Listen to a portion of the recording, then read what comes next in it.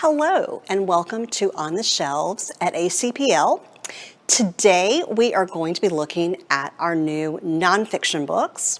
This is going to be split up into two videos because we have a whole lot of them. And so let's get started and see our first nonfiction book. Our first book is Final Draft, The Collected Works of David Carr. This was compiled by his wife, Jill Rooney Carr. David unfortunately passed away. He was a famous journalist and wonderful writer. He never shied away from sharing the struggles that he was going through and some of the issues that he had, and treated subjects with a lot of compassion because of his own struggles. So this is a group of his writings, essays, articles, stories, and would be a wonderful thing to read on a nice summer day. Our next book is Black Widow by Leslie Gray Streeter. This is a memoir of a woman, obviously Black, whose husband died early, before you normally expect to lose a husband. And so she is trying to navigate the world as a Black widow. And these essays and stories are funny, but they're also heartwarming, and they're also probably very helpful to those who are going through similar situations with a husband dying unexpectedly or too young.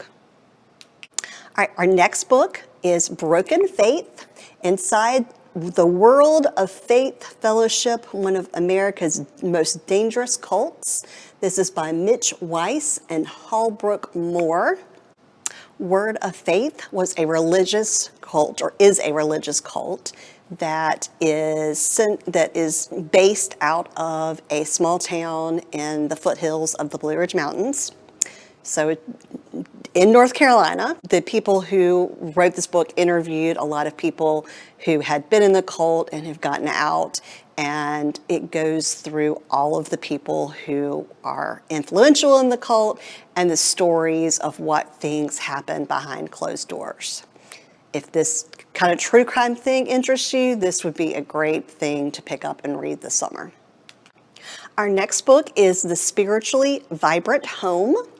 It is by Don Everts. And this book is for all of us who want to have a home that is Christian-based, but in a way where we're reaching out into the community. The author, one of his premises is that family is not always just the people you're related to by blood, but by people who come into your life and are an important part of your life. And so he says that, multi-generational homes where people who are not biologically related, but are related in their hearts, can be very spiritually vibrant and wonderful homes. And so he gives tips and tricks, ways to make your home a place that is welcoming to all. Our next book is Chasing Vines by Beth Mohr. And this is a inspirational book to help you connect better with God. And Beth Mohr's premise in this book is that we often feel that we are out there withering on the vine, that we are doing all these things and we're not seeing the results, but that God always has a plan for what we do, and that even when we feel like we are not succeeding in the way that we think we ought to, or we think that God wants us to, God is preparing us. He is preparing our vines so that we will one day bear fruit.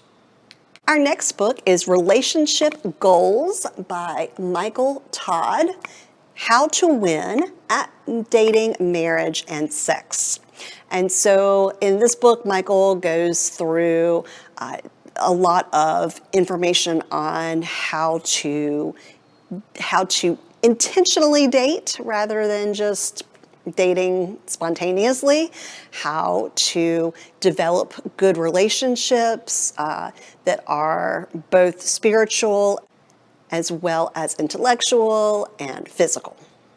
So if you are single, if you are dating, if you are married, Michael says he can help you make your relationship better. Our next book is Fierce Free Fire by Jen Hatmaker, The Guide to Being Glorious You. In this book, Jen encourages women to be bold, to be free, to live their lives fully, and to enjoy yourself while helping others and doing the things that we have to do every day, but that we as women are strong and we can rule the world with if we work with each other. Our next book is Our House is on Fire, Scenes of a Family and a Planet in Crisis. And this is by Greta Thunberg and the rest of her family. So I'm going to try to say their names. Svante Thunberg, Milena Ernman, and Bitsa Ernman. If you don't know who Greta is, she made headlines this summer leading protests against climate change. And so this book tells the story of how her family got to that point. Greta was withdrawing from people. She was depressed. Her family couldn't figure out why she was having so much trouble. And they finally talked it out and got through some of the issues she was having, and realized that Greta was feeling so strongly that the world was dying and she was dying along with it because of climate change, because of people not trying to make the changes they needed to make our world a better place. So this story talks about how they got to that point and then what they decided to do after that. I think Greta is now homeschooled. She goes around, she's speaking, she's leading protests, and she is learning from the school of life and from her family things that she, that she may or may not have learned in a traditional school. Our next book is Why We're Polarized by Ezra Klein. This book talks about our political system now, and it says the way our system is designed, we are designed to be polarized because each party ties into identity politics. And so the more we tie into identity politics, the more divided we are going to be. So this book talks about where we are now and perhaps where we could be with some changes in our political system and changes in their attitudes about how they relate with other people and how we can be friends even if we disagree. Our next book is Once a Girl, Always a Boy, a family memoir of a transgender journey by Joe Ivester. Joe's son, Jeremy, was born as a girl in a hospital 30 years ago, but he always felt like a boy. He always wanted to dress in boys' clothes. He had interest in boys' activities, the sports. Didn't really care about anything girlish. And so as he got older, he realized that he was transgender and started using the male pronouns, started dressing more so like a boy, cutting his hair short. And eventually, as he reached maturity, he did go through some surgery to become physically a man. This book goes through both his thought process and struggles and his family's thought process and struggles. So this is a really good book if you're interested in this topic. Our next book is And Then They Stopped Talking to Me, Making Sense of Middle School. It is by Judith Warner. Anyone who has students in middle school knows how difficult those years can be, or you may remember from your own childhood how difficult middle school can be. And this book talks about why middle school is such a stressful and hard time for students, for parents, for teachers. But it also talks about how we are contributing to that issue by being a helicopter parent, by keeping our kids from feeling discomfort, because then they do not learn how to fail and how to pick themselves back up after a failure and continue going on. So if you have kids in middle school or kids that are going to be in middle school soon, this is a great book to read. Our next book is The Plot to Destroy Democracy: How Putin and His Spies Are Undermining America and Dismantling the West. It is by Malcolm Nance. This book talks about the lead up to the 2016 election, how Russia was interfering with the election, how the relationship between Putin and the Republicans around Donald Trump, and just in general, the people who were around Donald Trump worked with the Russians, and how that is still affecting our political lives today. Our next book will be helpful to anyone who is interested in learning more about economics and economic systems.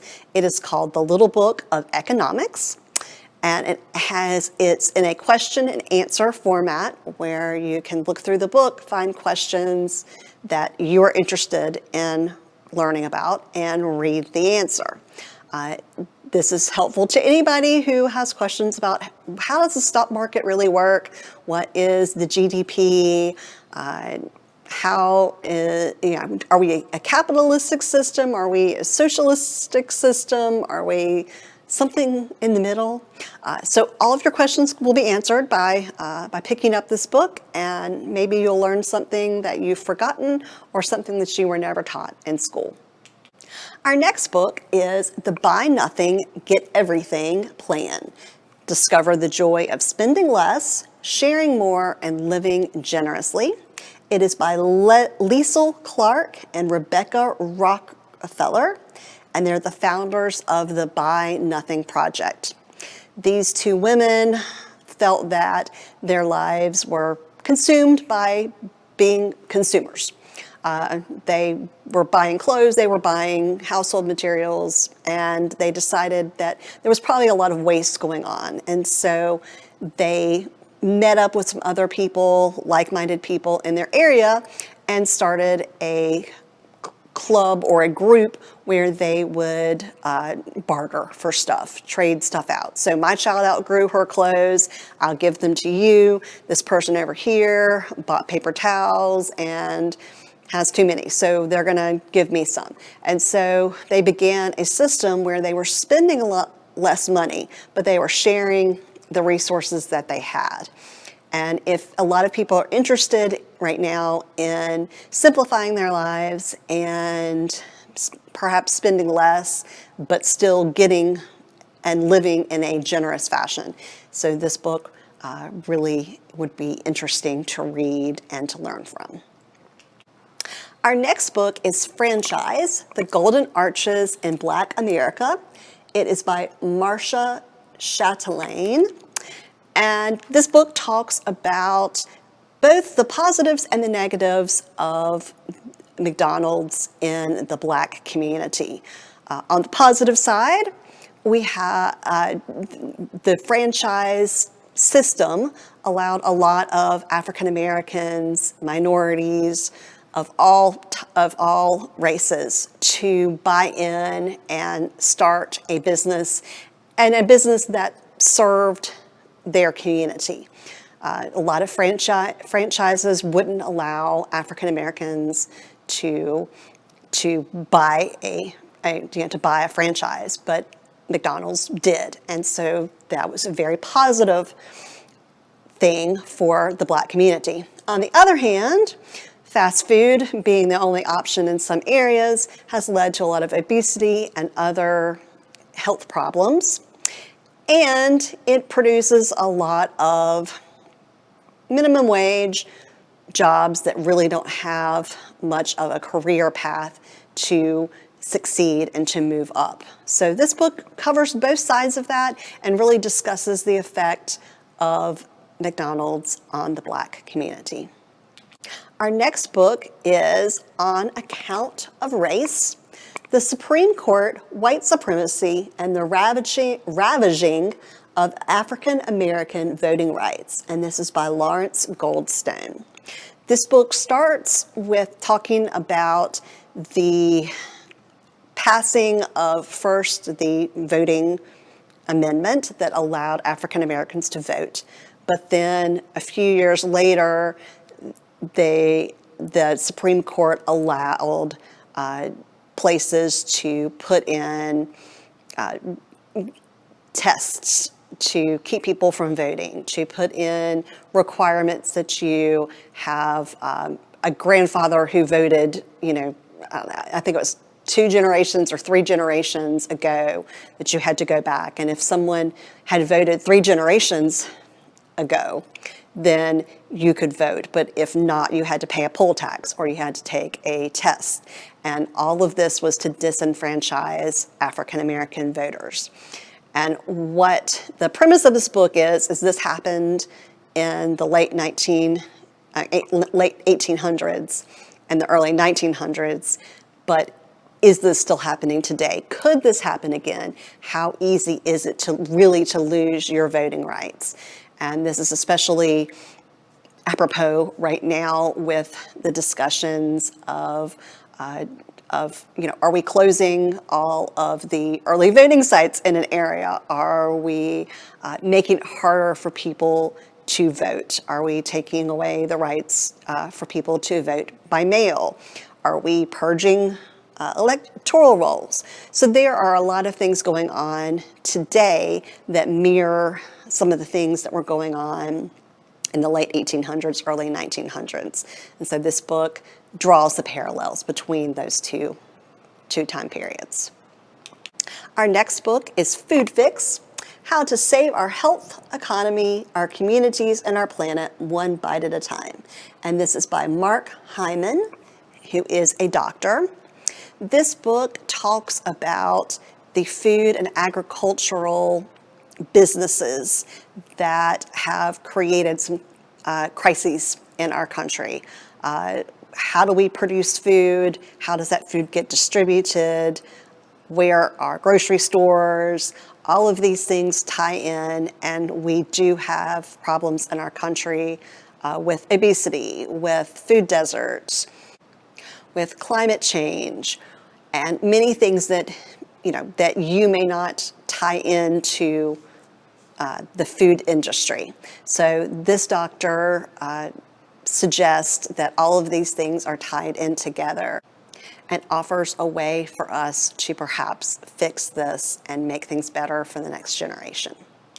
Our next book is The Kidnap Years: The Astonishing True History of the Forgotten Kidnapping Epidemic That Struck Depression-Era America. This is by David Stout. If you like true crime and history, this sounds like it's going to be a really fascinating book. In the 1930s, during the Great Depression, there were a lot of people who kidnapped others to make money. It was seen as a fairly, I don't want to say easy way, but a fairly good way to get some capital, get some money. So people were being kidnapped fairly frequently, and ransoms were being paid. And so, of course, this culminates in the kidnapping of Anne Limburg, and After that, there were changes in how the government and how police forces dealt with kidnappings. Our next book is Overcoming Dyslexia. This is the second edition of this book. It is by Sally Shaywitz and Jonathan Shaywitz, both of whom are doctors. If you have a child who has dyslexia, or you yourself have dyslexia, or you work in a school or are a coach or work with children in any way, this is an important book to know about. And as you encounter people with dyslexia and you want to help them, this is a wonderful resource to help you do that. It is updated. As I said, it's the second edition, so they have updated it with the latest research and the latest findings and treatments that can help people with dyslexia be successful and lead very rich, wonderful lives. All right, and our final book in this segment is Spanish Grammar. It is by Conrad Schmidt, and this book offers 368 exercises with answers, over 100 online audio recordings. So you'll see in the front part of the book, it gives you the website to go to where you can listen to these exercises. If you are trying to learn Spanish, this is a wonderful resource and way to do that. And what better time than during a pandemic when you're not going outside to learn a new language. So that is part one of our nonfiction shelf. Stay tuned for part two. And as always, if there's anything that you're interested in putting on hold, please go to our website, www.alamancelibraries.org, click on catalog, and you can put it on hold, or you can call any of our branches and we will be happy to help you put it on hold. Thank you and have a good day.